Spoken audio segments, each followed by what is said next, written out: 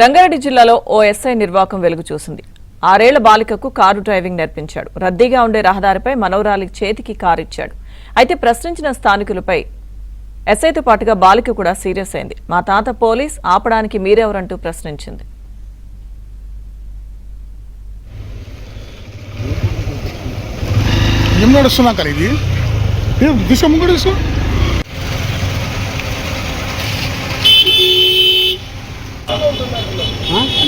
మీ తాతని ఇచ్చిండు బండి.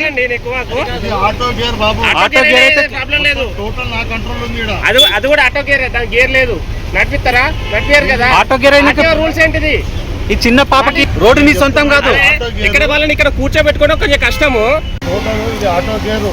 ఆటో గేర్ అయినా ఇబ్బంది లేదు కదా. బండి నా కంట్రోల్ ఉంది. అయితే ఏంది? చెప్పండి, నా పొందలు కొన్ని చెప్పండి. మరి మీ కంట్రోల్లో ఉంటే చెప్పు చెప్పు.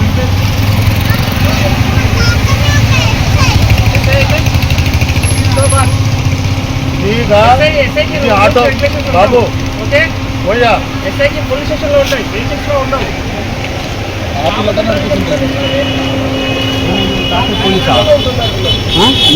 మీ తాతని ఇచ్చిండు బండి. నేను ఎక్కువ ఆటో గేర్ బాబు, ఆటో గేర్ అయితే ప్రాబ్లం లేదు.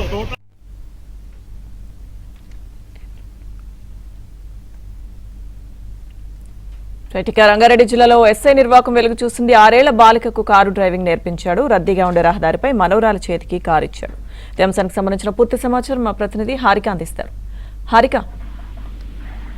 లక్ష్మీదుర్గ, ఓ పోలీస్ అధికారి తన మైనర్ 6 ఏళ్ల మనవరాలితో ఏకంగా ప్రధాన రహదారిపై కారు నడిపిస్తూ ప్రజల ప్రాణాలతో చెలగటం ఆడారు అని చెప్పేసి అక్కడ స్థానికులైతే ప్రస్తుతం ఆరోపిస్తున్నారు. అయితే గంధంగూడ పరిధిలో స్థానికంగా తీవ్ర కలకలం రేపిందనే చెప్పుకోవాలి. అయితే గంధంగూడ నుంచి బైరాగిగూడ వెళ్లే ప్రధాన రహదారి మీద తీవ్ర ట్రాఫిక్ జామ్ ఏర్పడింది. అయితే వాహనాలు ఎందుకు ఇలా ఆగిపోయాయి, అసలు ఏం జరిగింది అని చెప్పేసి అక్కడి స్థానికులు కావచ్చు, వాహనదారులు కావచ్చు, అక్కడ పక్కనే అసలు ఏం జరుగుతుంది అని చెప్పేసి ముందుకెళ్లి చూడగా ఒక చిక్కు కారు అక్కడ ఆగి ఉండడం, అది ముఖ్యంగా అత్యంత నెమ్మదిగా అస్తవ్యస్తంగా సాగుతూ ఉండడం చూసి ఇదే ట్రాఫిక్ జామ్ కి కారణం అయ్యి ఉంటుంది అని చెప్పేసి డ్రైవింగ్ సీట్ లో ఉన్న వాళ్ళని మాట్లాడించే ప్రయత్నం చేయగా అక్కడ చిన్నారి కూర్చోవడం గమనించారు స్థానికులు. అయితే 6 ఏళ్ల బాలికతో ఎందుకు నడిపిస్తున్నారు అని చెప్పేసి ప్రశ్నిస్తుంటే మా తాత ఎస్ఐ అని చెప్పి దబాయించే ప్రయత్నం చేసింది ఆ చిన్నారి.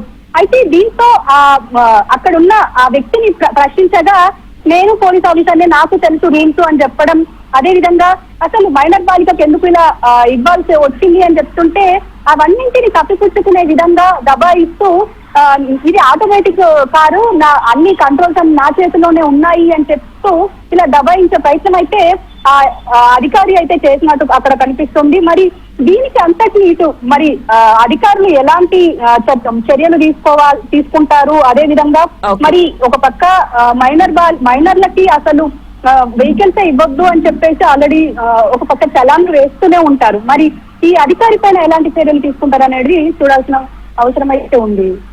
Right, thank you Harika. Auto gear. Auto gear అయినా ఇబ్బంది లేదు కదా. బండి నా కంట్రోల్ ఉంది. అయితే ఏంది? చెప్పండి, నా పొందలు కొన్ని చెప్పండి. మరి మీ కంట్రోల్లో ఉంటే చెప్పు చెప్పు.